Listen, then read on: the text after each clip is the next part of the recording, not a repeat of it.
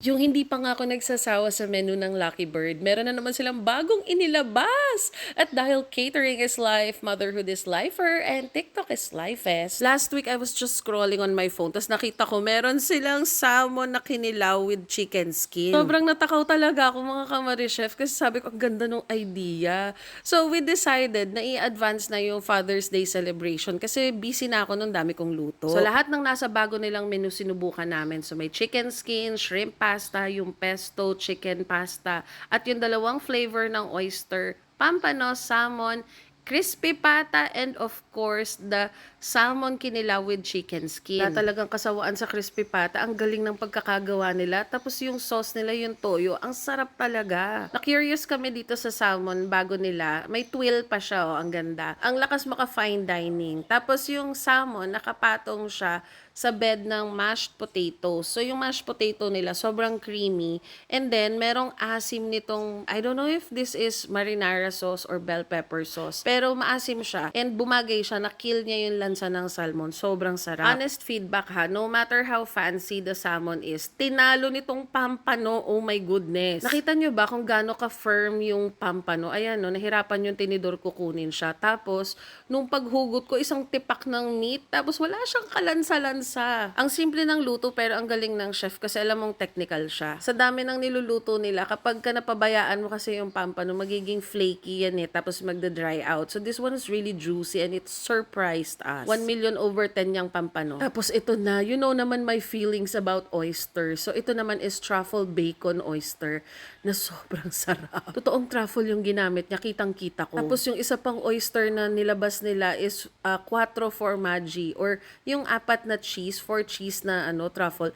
Tapos may alfalfa sa ibabaw. So parang nag-contrast yung lasa ng alfalfa, tapos yung cheese, tapos yung oyster. Oh my goodness, nanghina ako sa sarap. Sobrang happy ko talaga mga kamari-chef. I really love oysters kasi.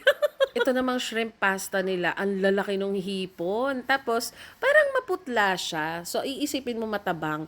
Pero, nung kinakain namin, meron siyang something na flavor na hindi ko alam kung anong nilagay nila. Basta it's salty, it's buttery, and it's shrimpy, and basta masarap. Tapos, nung akala kong okay na, malasa na, tinikman ko tong pesto with the grilled chicken. And mga kamari-chef, sila gumagawa ng pesto nila. And di ko alam kung anong timpla ni chef dito. Pero ang sarap. As in, it was like a lemony kind of pesto. Kiliting-kiliti yung taste buds ko dito, promise. Tapos yung chicken skin, akala ko konti lang. Nagulat kami isang bundok.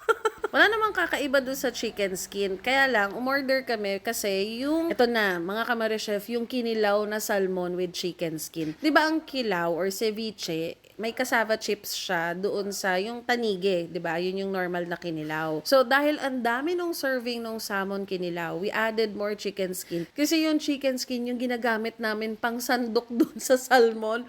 Oh my goodness, alam mo yun, ang playful ng isip ni chef para magawa niya to. Natalo nitong salmon kinilaw with chicken skin, yung favorite ko na kinilaw doon sa Manila. Walang halong biro. Tapos nalalasahan ko na may ginamit silang tabon-tabon at saka lime doon sa pag-marinate nung salmon. Salmon.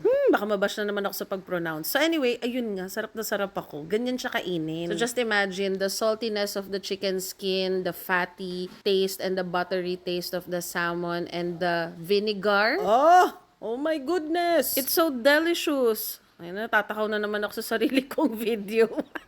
So, mga kamari-chef, invite ko lang kayo to celebrate Father's Day dito kasi talagang magugustuhan ng mga daddy nyo to. Parang napansin ko lang, Lucky Bird is good with seafood. Pansin ko ha, bukod sa crispy pata nila, parang ang galing nila sa seafood. Pansin na pansin ko siya. And so, sobrang nag-enjoy talaga yung husband ko dito. Naging paborito na rin ni mama to. Alam, mahirap hilahin mama ko lumabas ng Cuenca, pero nung sinabi ko sa Lucky Bird pupunta, sumama agad. Ang laki yung mata niya eh, crispy pata? Lucky Bird? Sige, sama ako. Ganun siya kagad eh. Bias na kung bias, pero it's not just the food eh, pati yung service. Actually, yung staff nila, very friendly, very accommodating. Tapos, ang ganda pa ng place. Alam niyo yun, parang it's the whole experience when you go to Lucky Bird. Overall, 100 million, perfect over 10 to si Lucky Bird for me. Yan lang. Bye-bye!